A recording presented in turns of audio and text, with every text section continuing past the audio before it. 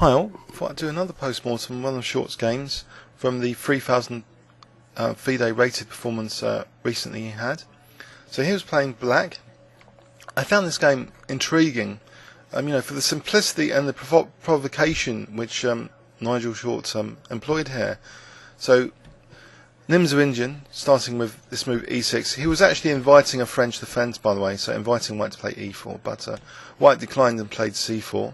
So after knight f6, knight f3 avoids the main Nxd4 strategy where the knight gets pinned. So we're in Queen's Indian strategy here. And after b6 a3, white's simply avoiding the bishop b4 check lines. And here Nigel plays bishop a6. And he doesn't mind wasting a tempo here, it seems. By first, after the queen goes to c2, he's basically saying, I think, that with the queen on c2, if it was on d1, it's supporting d5 by white, which can be a dangerous, strategic idea. So he's content that the queen's gone to c2, and now he just simply moves his bishop back to b7. So he's actually locked down on d5 and e4 without the white queen, being able to sort of support d5. So there's a certain logic for that tempo loss. It's not so critical in this position because black's generally quite solid, and it's not like an e4 opening. Black can afford to do this loss of time.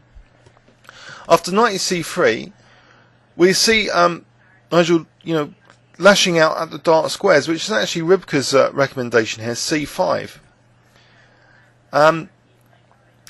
And here, Rybka's giving e3 or d5, so these would be less committal to what white actually played. E3 is still locking down the dark squares a bit. They're still solid here, this dark square control, the central control. Or if d5, that looks a bit, riskier. Let's have a quick look. D5. Apparently this is an interesting, pawn sack. Knight takes d5. Bishop takes d5. Bishop f4.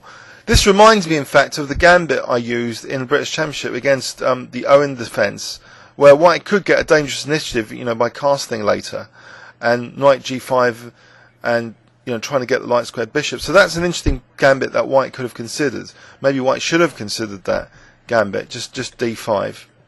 But what he did do instead was allow black basically to play c takes d4 here.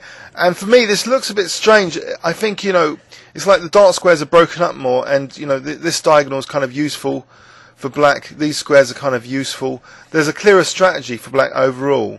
So Nigel, lashes in, with bishop c5. So it's very aggressive by black, and, very simple so far, the opening phase.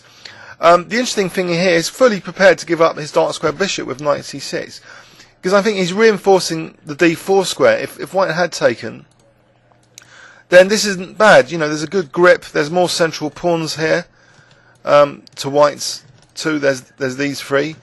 So this wouldn't be that bad. Rybka thinks roughly about equal here. So anyway, after this knight c6, white actually played bishop g5, and now Nigel just played knight d4. So that's voluntarily also, another strange thing really, to try and voluntarily exchange off this seemingly poor placed knight on b3. And white did do that. He took, and after bishop takes d4, well, we have some simplification, of course, and the bishop's not bad on d4. Made possible because the queen's been lured earlier to c2, so it's not controlling that d-file. White played bishop d3, and now we see a nice move, queen b8. So again, marking the dark squares. So we've got these two pieces marking the dark squares. After knight e2, now h6 is played. So Nigel was prepared to have double pawns if white took on d4. That wouldn't be that great. hg, there's a lot of dynamic counterplay. Like on this pawn, there's a lot of play on the dark squares. f3, for example, queen e5 would be lovely for black. This square is highlighted by this pawn. So white, wanted to do something instead of that. He didn't take on d4. He played bishop d2. And now we see the move bishop c5. provoking, white's queenside expansion, b4, so Nigel retreats. But he's got a comfortable kind of hedgehog here. White really doesn't seem to achieve much. Rybka thinks it's about equal as well, so it's fairly solid. There is one point of provocation though. Potentially, white's going to play e5, so he goes for that e5 to drive this knight away. But there isn't really much support for a kingside attack. Black's position's kind of solid. So what Nigel does is try and attack the dark squares on the queen side now with a5. So he provokes white to e5, which apparently though is good for white. As you see, the evaluation's like shifted up there.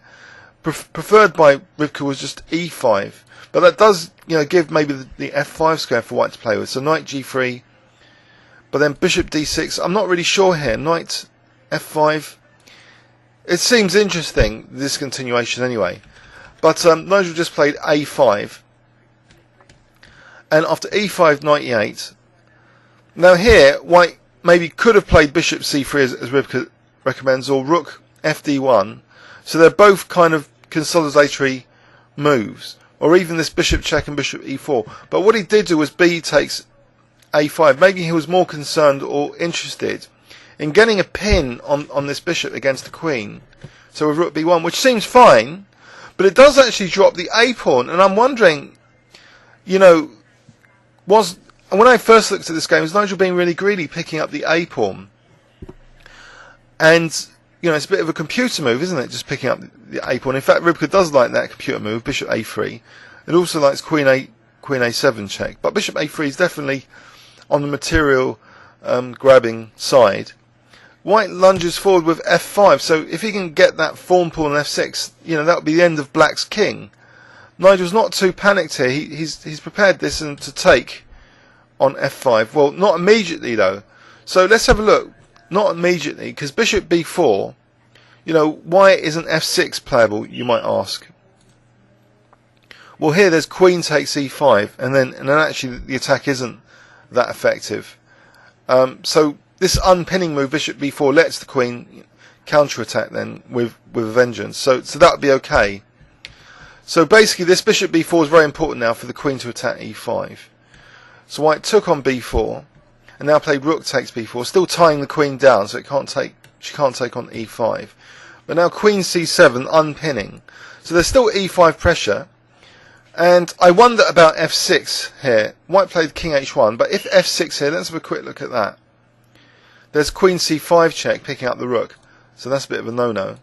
So white basically, maybe that's why white played king h1. So it's definitely threatening like f6. But now Nigel takes on f5. So potentially it's a bit of an ugly move because, there's this isolated pawn in the centre. Maybe white can gang up on d7 if nothing else. But he is losing now, potentially, the e5 pawn. After this bishop c6, the queen is free now to take e5. Now, if white had passively protected e5 here, this is the interesting thing. Apparently, there's rook a5 is a very strong move. So the rook coming out to a5. How does white defend e5 now? In this position, it seems very, very awkward to defend that. In fact, white's dropping that, it seems. So this kind of position will be better for black, apparently. So black has an extra pawn after all that. So basically, white played actually queen d2, at least hitting d7. After queen takes, though, he doesn't take on d7. I don't think he can, actually, because of rook d8 or something. In fact, rook d8 is good, but also just taking and then queen takes e2, of course. So basically, after queen e5, it seems Nigel's wrested the advantage completely from white. So white's being provoked into losing, his centre. There's no real king side attack, but he's switching his rook anyway, as if there is. But Nigel now centralises strongly with knight d6, and now rook e8. Everything's centralising very, very rapidly. Rook b8, now just centralising even more. Knight e4, picking up some exchanges, weakening white further. Bishop g6, it's absolutely gorgeous now for black. Just a pawn up with nothing to fear about his king. Beautifully solid bishop on g6. And now this little beautiful tactic d5. So that this is a dangerous passed pawn now, because if c takes, rook takes c3. So it's all starting to go very uphill now for Nigel. In fact, after bishop d3 now, he's picking up the exchange after white's move. Maybe white was in time trouble or something up to move 40. So he's just blundered the exchange. After knight f5, check. And now Nigel, he's careful, even though the exchange up, not to allow a knight fork, of course, on e7.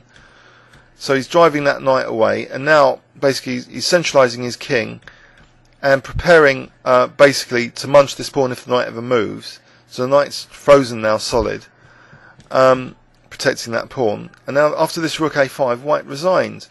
So kind of a strange, provocative, materialistic game from Nigel, where white's e5 turned out to be exceptionally weak all of a sudden, after this seemingly very, very tempting idea of, playing for e5. Please leave any comments or questions on YouTube. Thanks very much.